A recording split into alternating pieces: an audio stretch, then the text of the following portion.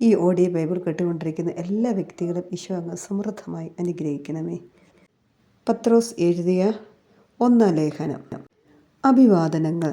യേശുക്രിസ്തുവിൻ്റെ അപ്പോസ്തലനായ പത്രോസ്, പിതാവായ ദൈവത്താൽ തിരഞ്ഞെടുക്കപ്പെട്ടവരും യേശുക്രിസ്തുവിന് വിധേയരായിരിക്കുന്നതിനും അവൻ്റെ രക്തത്താൽ തളിക്കപ്പെടുന്നതിനു വേണ്ടി മുൻകൂട്ടി നിശ്ചയിക്കപ്പെട്ടവരും ആത്മാവിനാൽ വിശുദ്ധീകരിക്കപ്പെട്ടവരുമായി പോന്തസിലും ഗലാത്യയിലും കപ്പദോക്യയിലും ഏഷ്യയിലും ബിഥീനിയയിലും പ്രവാസികളായി ചിതറിപ്പാർക്കുന്നവർക്ക് എഴുതുന്നത്, നിങ്ങൾക്ക് കൃപയും സമാധാനം സമൃദ്ധമായി ഉണ്ടാകട്ടെ. സജീവമായ പ്രത്യാശ. നമ്മുടെ കർത്താവായ യേശുക്രിസ്തുവിൻ്റെ പിതാവായ ദൈവം വാഴ്ത്തപ്പെടുവാനാകട്ടെ.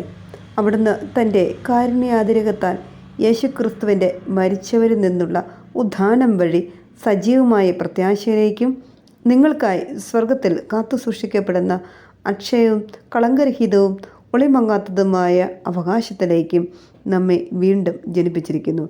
അവസാന കാലത്ത് വെളിപ്പെടുത്താനായി തയ്യാറാക്കിയിരിക്കുന്ന രക്ഷയ്ക്ക് വേണ്ടി ദൈവശക്തിയാൽ വിശ്വാസം വഴി നിങ്ങൾ കാത്തു സൂക്ഷിക്കപ്പെടുന്നു. അല്പകാലത്തേക്ക് വിവിധ പരീക്ഷകൾ നിമിത്തം നിങ്ങൾക്ക് വ്യസനിക്കേണ്ടി വന്നാലും അതിൽ ആനന്ദിക്കുവിൻ. കാരണം അഗ്നിശോധനയെ അതിജീവിക്കുന്ന നശ്വരമായ സ്വർണത്തെക്കാൾ വിലയേറിയതായിരിക്കും പരീക്ഷകളെ അതിജീവിക്കുന്ന നിങ്ങളുടെ വിശ്വാസം. അത് യേശുക്രിസ്തുവിൻ്റെ പ്രത്യാഗമനത്തിൽ സ്തുതിക്കും മഹത്വത്തിനും ബഹുമാനത്തിനും ഹേതുവായിരിക്കും. അവനെ നിങ്ങൾ കണ്ടില്ലെങ്കിലും സ്നേഹിക്കുന്നു, ഇപ്പോൾ കാണുന്നില്ലെങ്കിലും അവനിൽ വിശ്വസിച്ചുകൊണ്ട് അവാച്യവും മഹത്വപൂർണമായ സന്തോഷത്തിൽ നിങ്ങൾ മുഴുകുന്നു. അങ്ങനെ വിശ്വാസത്തിൻ്റെ ഫലമായി ആത്മാവിൻ്റെ രക്ഷ നിങ്ങൾ പ്രാപിക്കുകയും ചെയ്യുന്നു.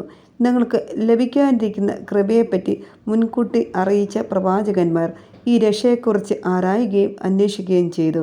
ക്രിസ്തു സഹിക്കേണ്ടിയിരുന്ന പീഡകളെക്കുറിച്ചും അനന്തര മഹത്വത്തെക്കുറിച്ചും അവരിലുണ്ടായിരുന്ന ക്രിസ്തുവിൻ്റെ ആത്മാവ് മുൻകൂട്ടി പ്രവചിച്ചു.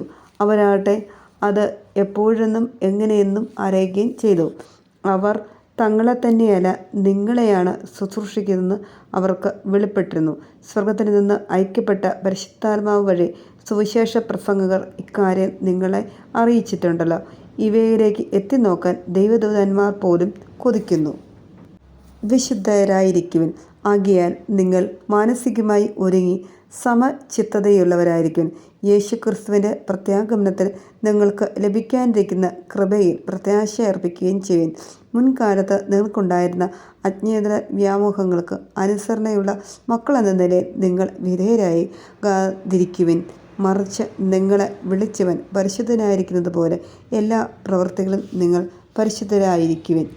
ഇങ്ങനെ എഴുതപ്പെട്ടിരിക്കുന്നു, ഞാൻ പരിശുദ്ധനായിരിക്കുന്നത് കൊണ്ട് നിങ്ങളും പരിശുദ്ധരായിരിക്കുവിൻ. ഓരോരുത്തനെയും പ്രവൃത്തികൾക്കനുസരിച്ച് നിഷ്പക്ഷമായി വിധിക്കുന്നവനെയാണ് നിങ്ങൾ പിതാവെന്ന് വിളിക്കുന്നതെങ്കിൽ നിങ്ങളുടെ ഈ പ്രവാസകാലത്ത് ഭയത്തോടെ ജീവിക്കുവിൻ. പിതാക്കന്മാരിൽ നിന്ന് നിങ്ങൾക്ക് ലഭിച്ച വ്യർത്ഥമായ ജീവിത രീതിയിൽ നിന്ന് നിങ്ങൾ വീണ്ടെടുക്കപ്പെട്ടത് നശ്വരമായ വെള്ളിയോ സ്വർണമോ കൊണ്ടല്ല എന്ന് നിങ്ങൾ അറിയുന്നല്ലോ. കറയോ കളങ്കമോ ഇല്ലാത്ത കുഞ്ഞാടിൻ്റെ പോലുള്ള ക്രിസ്തുവിൻ്റെ അമൂല്യ രക്തം കൊണ്ടത്രേ. അവനാകട്ടെ ലോകസ്ഥാപനത്തിന് മുൻപ് തന്നെ നിയോഗിക്കപ്പെട്ടിരുന്നവനും ഈ അവസാന കാലത്ത് നിങ്ങൾക്കായി വെളിപ്പെട്ടവനുമാണ്. അവനെ മരിച്ചവരിൽ നിന്ന് ഉയർപ്പിക്കുകയും മഹത്വപ്പെടുത്തുകയും ചെയ്ത ദൈവത്തിൽ അവൻ മൂലം നിങ്ങൾ വിശ്വസിക്കുന്നു. അങ്ങനെ നിങ്ങളുടെ വിശ്വാസവും പ്രത്യാശയും ദൈവത്തിൽ ആയിരിക്കുകയും ചെയ്യുന്നു.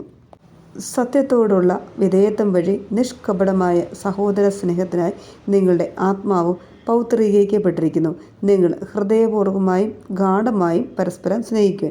നിങ്ങൾ വീണ്ടും ജനിച്ചിരിക്കുന്നത് നശ്വരമായ ബീജത്തിൽ നിന്നല്ല, അനശ്വരമായ ബീജത്തിൽ നിന്നാണ്, സജീവവും സനാതനവുമായ ദൈവവചനത്തിൽ നിന്ന്. എന്തെന്നാൽ മനുഷ്യരെല്ലാം പുൽക്കൊടിക്ക് തുല്യരാണ്. അവരുടെ മഹിമ പുല്ലിൻ്റെ പൂവിന് തുല്യവും.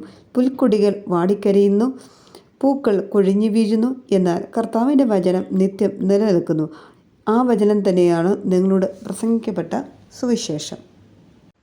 ഞാൻ ഡോക്ടർ ബെസ്സി.